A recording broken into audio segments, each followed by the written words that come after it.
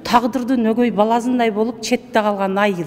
Ала Бука районундагы Советсай айылы чегарадагы өзгөчө аймак макамын алган. Деген менен жашоочулар ага жараша кепилденген жеңилдиктерге ээ болбой келүүдө. Аталган айыл коңшу Өзбекстан менен чектеш. Район борборунан да алыс турган аймак. Жеңилдик эмес, мында таза суу, сугат суу, жол сыяктуу социалдык маанидеги шарттар да жетишсиз. Аймакта 108 кожолук чегарага чеп болуп жашап келет. Акыркы жылдары мында жумушсуздук көйгөйү да курчалган. Миграция күчөп, айылда калк саны да азаюуда. Мындан улам тургундар бул аймакка көбүрөөк көңүл бурууга чакырышат. Ал эми кепилденген жеңилдиктерди алуу үчүн жергиликтүү бийликтен тартып, өлкө башчыга чейин кат жолдошкон. Советсай айылы 1-май айыл өкмөтүнө карайт.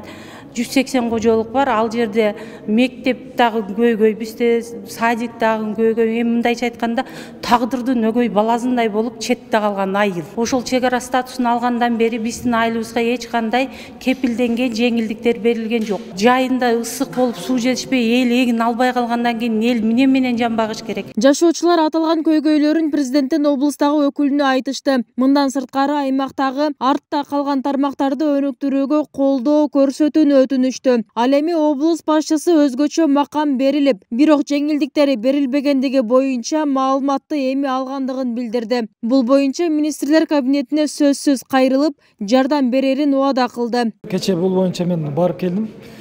Статус берилген, жеңилдиктер берилбей калган. Мен бул боюнча маалымат эми алдым. Азыр кагаз түрүндө беришти. Мен ушулардын кагазын тиркеп министрлер кабинети төрагасына жөнөтөм. Жеңилдиктер берүү боюнча. Жеңилдиктер бул электроэнергиядан жеңилдик болот, салыктан бошотулушу мүмкүн. Анан ал жерде ошол мындай жакыр жашаган үй бүлөлөрдөн бекер окутуу боюнча дагы ушундай жеңилдиктер болушу мүмкүн. Дал ушундай көйгөй алыскы Чаткал районунун Акташ айылында да бар. Коңшу өлкөгө чектеш аймак 2012 жылы чегарадагы өзгөчө айыл деген статус алышкан. Бирок жеңилдиктер каралбай калган. Акташ айылы райондун эң алыскы аймагы. Кышы оор болуп, 3 метрге чейин кар жааган учурлар кездешет. Эл арыстанып, ар жерге кайрылып жүрүп, 2012 жылы өкмөттөн токтом чыккан немеге чегарадагы айыл деген статус берилген. Ошондон бери эч кандай жыйынтык жок. Мына Баткенде былтыр неме болгон эле, сразу президент бардыгы баш болуп туруп ал жерге жеңилдиктерди карады.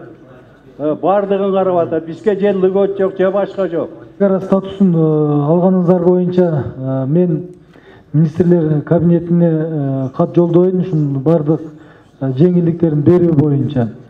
Андан сырткары быйыл сиздер жака чакан ГЭС курулган турат. Эгер ГЭС курулуп калган болсо, көптөгөн ошол инфраструктураны сиздерге жаратып берет сиздерге.